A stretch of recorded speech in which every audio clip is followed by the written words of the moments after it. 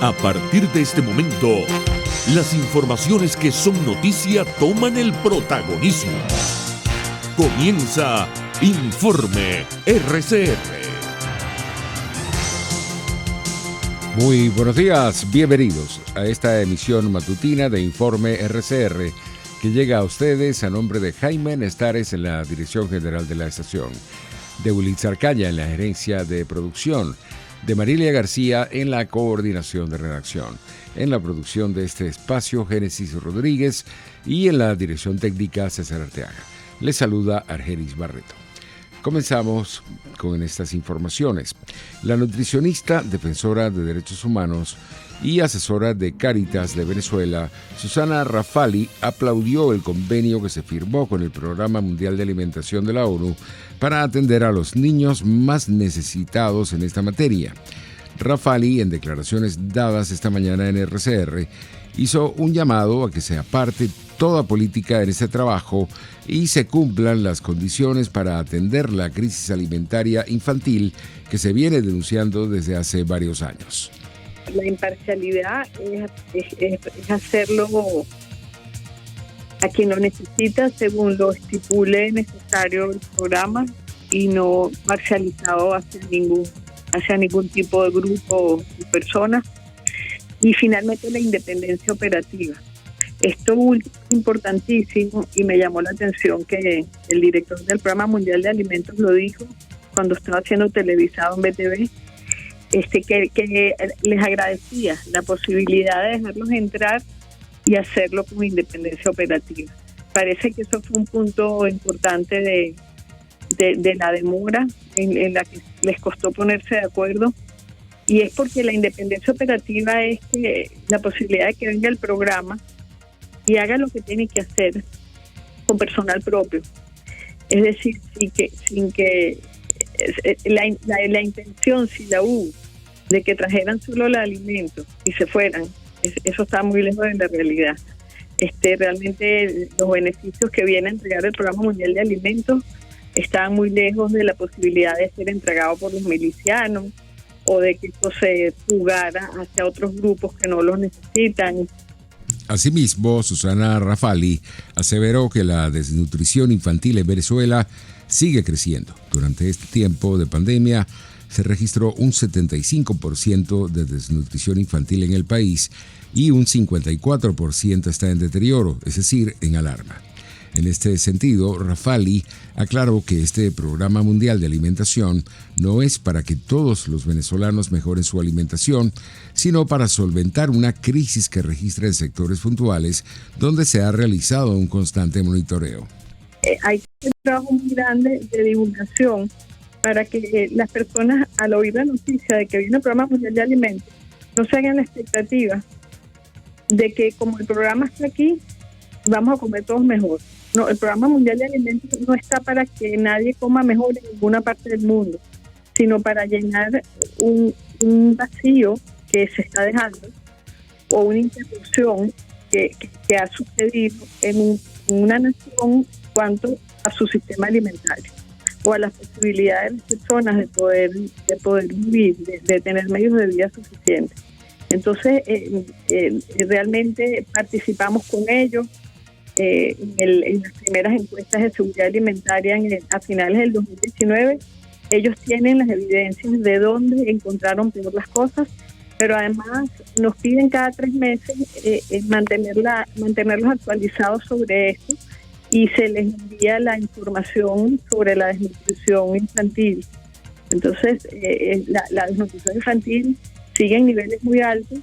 Inmediatamente después de la pandemia subió hasta el 75% de los valores que tenía y se fue altísimo, y ha mejorado en los últimos 3 meses, pero sigue en niveles muy altos. Por su parte, la médico e investigadora de la Fundación Bengoa, Mariela Herrera, destacó que este convenio es un gran logro y que por fin el gobierno de Maduro reconoció la crisis alimentaria que se registra en el país. Nosotros venimos conversando y contigo en particular desde hace mucho tiempo. Inclusive hubo una época en que comentábamos acerca del incremento de la obesidad y del sobrepeso asociado justamente a la inseguridad alimentaria. Pero esto fue un proceso de instalación lenta y que en muchos aspectos pasaron inadvertidos a la vista de la gente y a la vista inclusive de los organismos multilaterales en particular. Pero llegó el momento en que hay que reconocer, y esto es lo otro importante que tiene este acuerdo con el Programa Mundial de Alimentos, no se puede implementar acciones públicas sin un diagnóstico real, y esto significa el asumir la situación real por la que atraviesa Venezuela.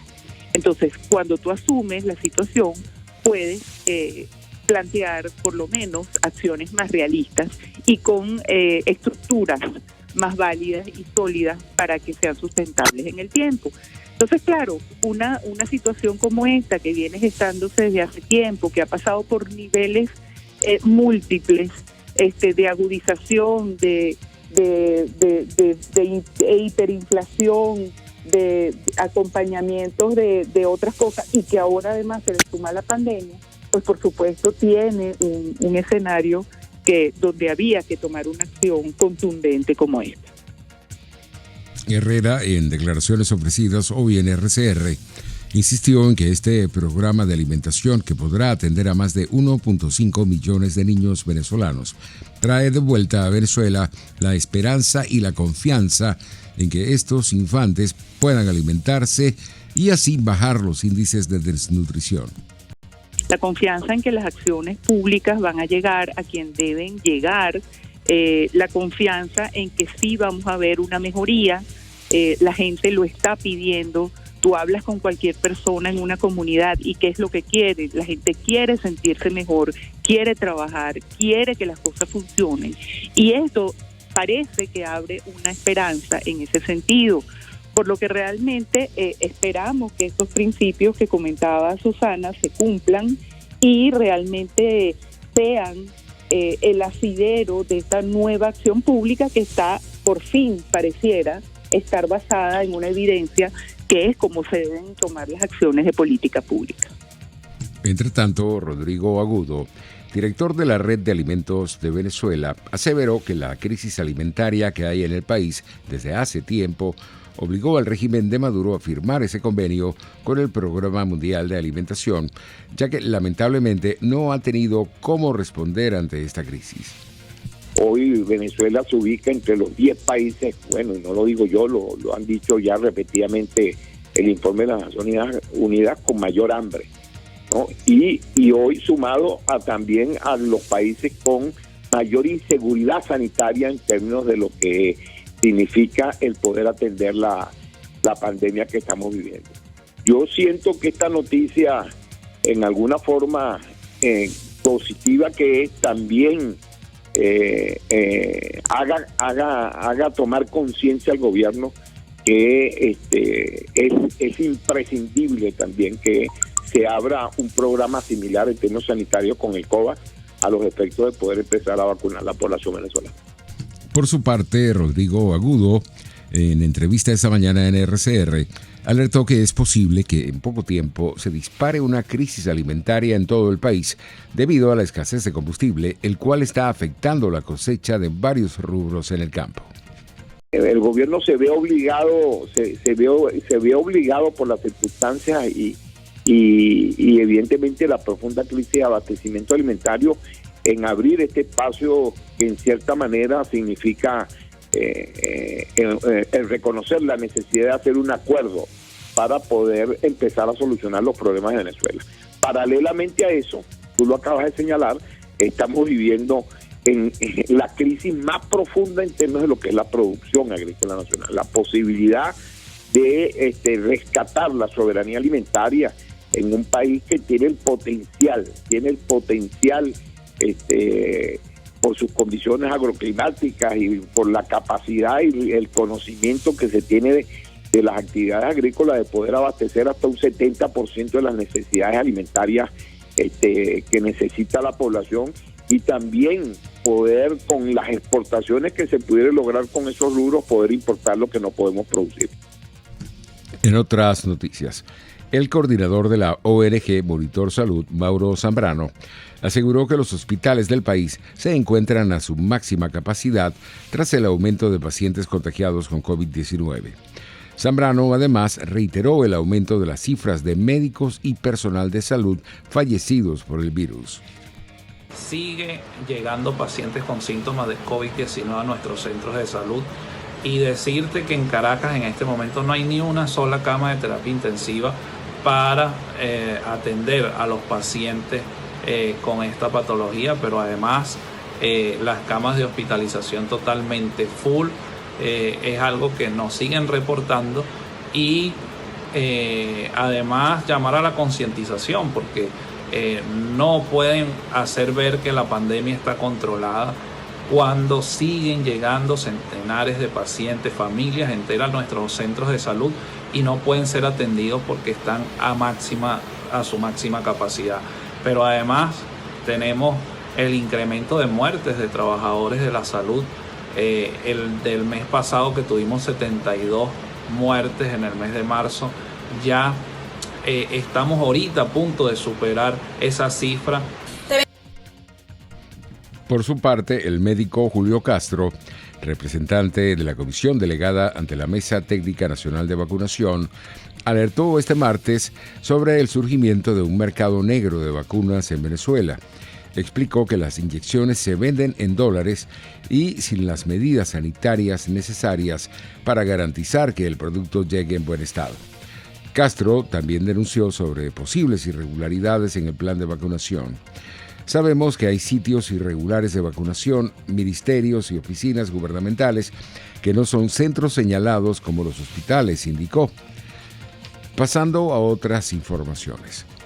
La diputada a la Asamblea Nacional electa en 2015, Gaby Arellano, afirmó que ya van más de 6.000 desplazados venezolanos del estado Apure a Colombia, tras el conflicto armado entre guerrillas con la Fuerza Armada Nacional Bolivariana. A juicio de la parlamentaria, esta situación, que tiene un mes, es solo un enfrentamiento entre narcotraficantes.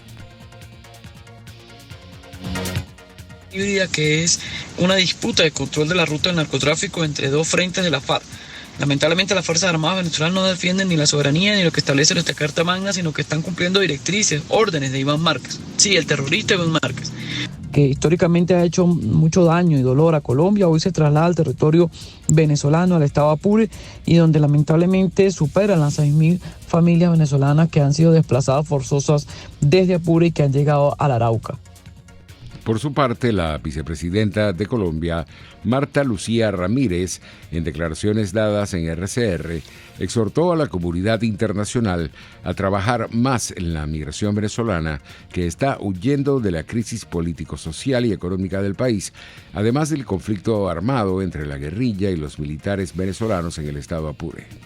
Creo que es muy importante que la solidaridad se traduzca también en más acciones. La verdad es que hasta ahora Colombia, yo diría que el 90% de los costos de atender a toda esta migración venezolana, que son ya 2 millones de personas, necesitamos que la comunidad internacional, que todos los países desarrollados realmente conviertan sus declaraciones en acciones, y en acciones que tengan un contenido económico para poder darle de desarrollo económico, de desarrollo empresarial, de emprendimientos a toda esta migración venezolana en Colombia, pero también que esa comunidad internacional actúe sobre las causas, frenando de todas las maneras posibles, no solamente los embargos comerciales, no solamente el embargo que propone en materia de armas, sino con toda la contundencia, frenando este vínculo entre una dictadura y las mafias del crimen organizado, y por supuesto frenando una dictadura que realmente está amenazando con acabar totalmente una nación y con extender realmente esa amenaza a varios países de la región. La Agencia de Naciones Unidas para los Refugiados informó que más de 50.000 migrantes y refugiados venezolanos han sido reubicados en 675 ciudades de Brasil. Todo esto como parte de un programa nacional que mejoró la calidad de vida de 1 de cada 5 venezolanos en ese país. Este programa consiste en trasladar a los venezolanos desde el remoto estado brasileño de Roraima, fronterizo con Venezuela, hacia otras ciudades más beneficiadas de Brasil. Según un análisis de ACNUR, el 77% de los venezolanos trasladados hacia estas ciudades consiguen empleo a las pocas semanas de su llegada, caso contrario a los que están en Roraima, donde solo el 7% consigue trabajo fijo. Pasamos a la materia económica.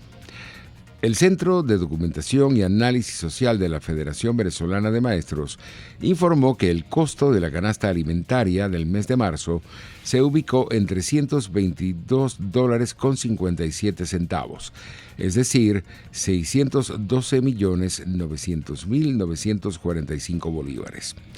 De acuerdo con el cálculo más reciente del ente, se requieren más de $10 diarios, 11,35 salarios mínimos o más de 20 millones de bolívares para cubrir el costo diario de los alimentos en el país. Según el Sendas, la variación mensual de la canasta febrero-marzo fue de 14,4%, lo que significa un aumento superior a 77 millones de bolívares.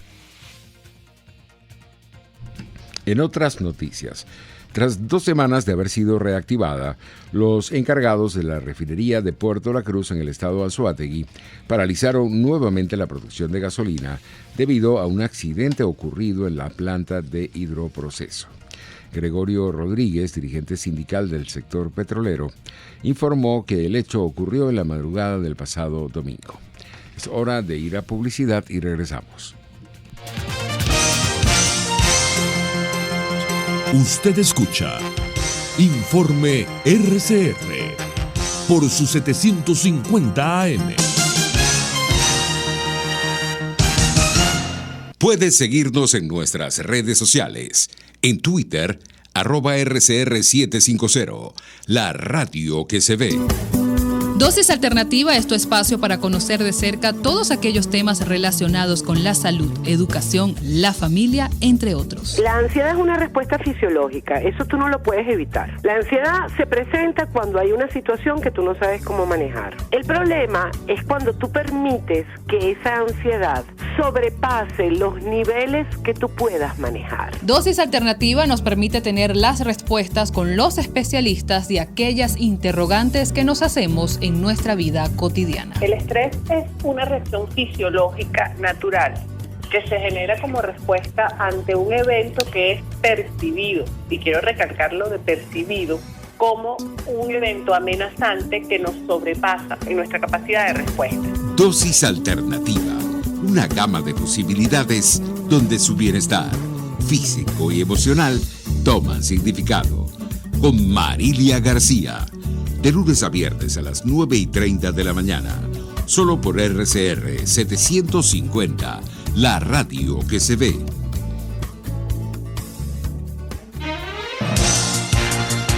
Les estamos presentando Informe RCR, el compacto informativo de esta hora, solo por RCR 750 AM.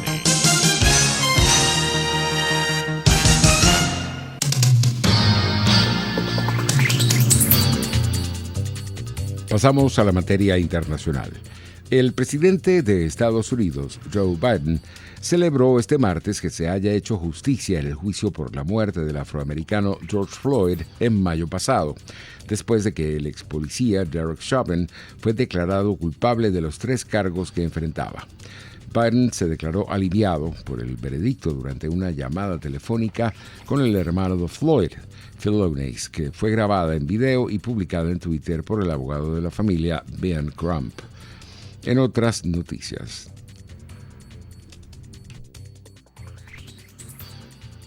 No puedo respirar. Esas fueron las últimas palabras de George Floyd. No podemos dejar morir esas palabras con él. Debemos seguir escuchando esas palabras. No podemos y no debemos apartarnos de esto. Tenemos la oportunidad de empezar un cambio en este país. Es mi esperanza y mi oración. En otras noticias, la Agencia Europea de Medicamentos estimó que los coágulos sanguíneos deben ser considerados como efectos secundarios muy raros de la vacuna contra el COVID-19 de Johnson & Johnson, cuyos beneficios siguen siendo mayores a los riesgos.